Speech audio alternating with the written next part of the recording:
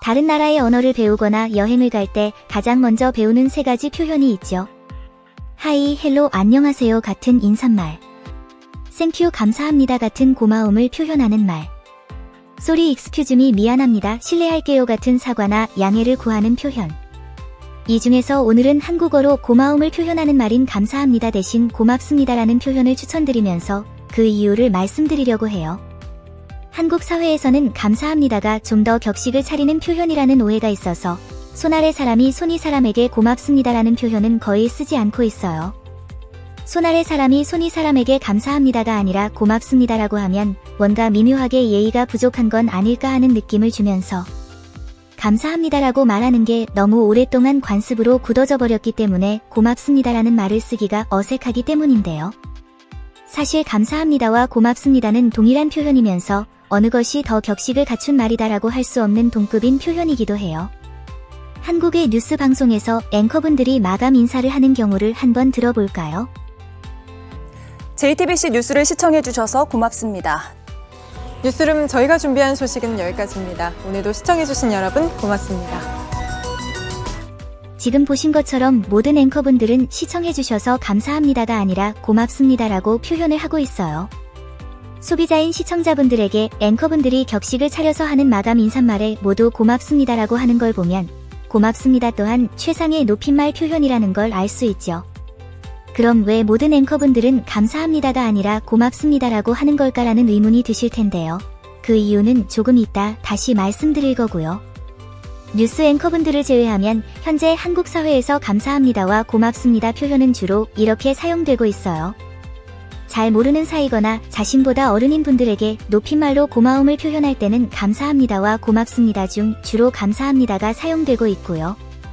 서로 친하거나 잘 아는 사이 등에서 존대를 하면서 좀 더 편하게 고마움을 표현할 때는 감사해요와 고마워요라는 표현이 둘 다 사용되고 있고요. 자신보다 나이가 어린 사람에게 말할 때는 상황이 반대인데요. 감사해라는 표현은 잘 사용하지 않고 보통 고마워라는 표현을 사용하게 돼요. 오랫동안 입과 몸에 밴 이런 습관들을 한국 사람들은 바꾸기 어려워도 고맙습니다라는 표현을 사용해도 자연스러운 집단이 두 부류가 있는데요. 첫 번째는 어린이들이에요. 어린이들이 어른에게 고개를 꾸벅 숙이면서 고맙습니다라고 해도 문제 삼는 분들은 거의 없을 거예요. 그리고 두 번째가 외국인분들이에요. 외국인분들은 언어를 배우는 단계에 있어서는 어린이와 마찬가지라서 표현이 좀 서툴러도 이해를 하게 되잖아요. 그래서 외국인분들이 감사합니다 대신 고맙습니다라고 해도 시비를 거는 분들은 없을 거예요. 앵커분들이 감사합니다 대신 고맙습니다를 쓰는 이유는 의사소통에 전혀 문제가 없으면서 동일한 표현일 경우 순 우리말을 최대한 사용하려는 언론인으로서의 직업 정신과 문화 때문인데요. 감사합니다는 고맙다는 의미의 한자인 사자와 느끼다는 의미의 한자인 감자를 이용해서 고마움을 느낍니다라는 의미의 한자 기반 표현이고 고맙습니다는 순우리말 표현이에요. 하지만 감사합니다가 한자 기반의 표현이라고 해서 중국말인 건 아니에요. 감사합니다 또한 고맙습니다처럼 한국말이고요. 중국어로 감사합니다는 사자를 두 번 써서 시에시에라고 하죠.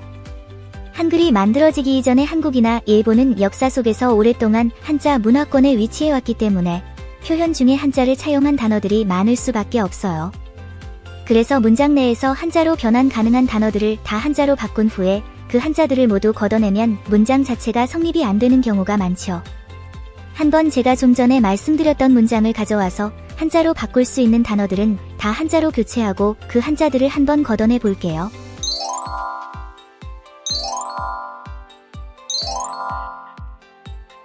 이렇게 한자 기반의 단어들을 모두 삭제하거나 순 우리말로 바꾸는 건 불가능하면서 의미 없는 일이고요. 한국에서는 외국에서 온 말들을 순우리말로 바꿔 쓰기 위한 노력들이 그동안 많이 진행되어 왔는데요. 그중 대표적인 성공 사례와 실패 사례를 하나씩 들어볼게요. 성공 사례로는 서포터 또는 헬퍼라는 의미의 도우미를 들 수가 있어요. 가사 도우미나 행사 도우미처럼 도우미는 한국 사회 곳곳에 널리 쓰이게 된 순우리말 표현인데요. 돕다의 명사형인 도움에 뭐뭐하는 사람 뭐뭐하는 것을 의미하는 이가 결합된 도, 이,가 도우미로 잘 정착된 경우라고 할 수 있어요. 참고로 한국에서는 개나 강아지를 멍멍하고 우는 것이라고 해서 멍멍이라고 부르는데요. 혹 인터넷에서 댕댕이라는 단어가 보이면 그것도 강아지나 개를 가리키는 거예요. 멍멍이라는 글자와 댕댕이라는 글자가 비슷해 보여서 일부 사람들이 재미삼아 멍멍이를 댕댕이로 읽는 인터넷 문화 중 하나라고 생각하시면 되세요. 외국말을 순우리말로 바꿔 쓰는데 실패한 사례로는 누리집을 들 수가 있어요.